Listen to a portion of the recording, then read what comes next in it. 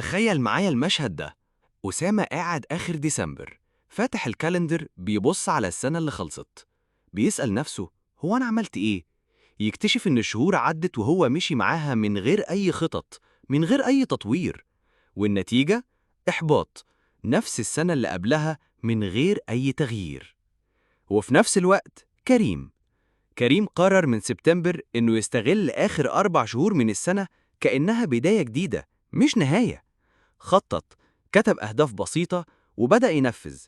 ومع نهاية ديسمبر لقى نفسه متعلم مهارة جديدة، صحته بقت أحسن، قرب من ربنا أكتر، ونفسيته متوازنة. حس بفرق حقيقي. السؤال بقى، أنت عايز تبقى مين في آخر السنة؟ أسامة ولا كريم؟ لو عايز تكون زي كريم، ركز معايا في الفيديو ده. أولاً، الجانب الروحاني.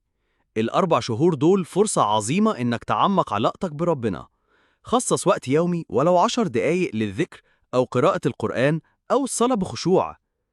جرب تكتب دعاء أو شكر يومي على نعمة عندك. هتحس بسلام داخلي يغير يومك كله. ثانياً، الجانب الجسدي. جسمك هو وسيلة نجاحك، ولو أهملته مش هتعرف تركز في أي حاجة.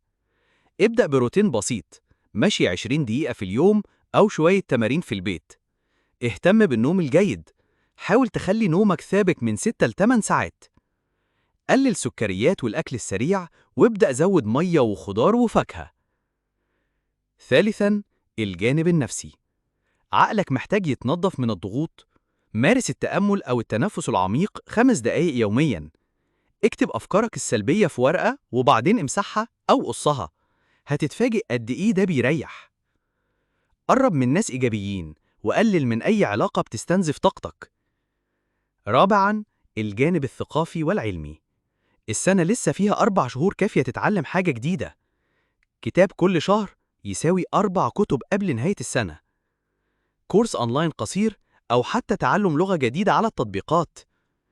اتفرج على محتوى تعليمي بدل ما تضيع وقتك كله في سوشيال ميديا. خامساً، الجانب العملي. راجع أهدافك الشغل أو الدراسة. حدد خطوة صغيرة كل أسبوع هتقربك من هدفك الكبير.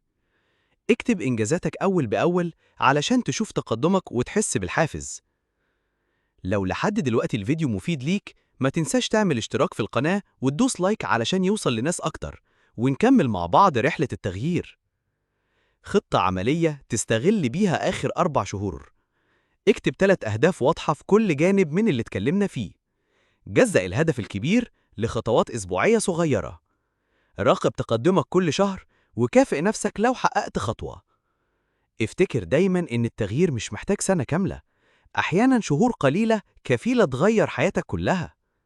السنة لسه ما خلصتش، ولسه عندك وقت تبدأ، حتى لو خطوة صغيرة. الفرق مش في إن الوقت قصير أو طويل، الفرق في قرارك أنت.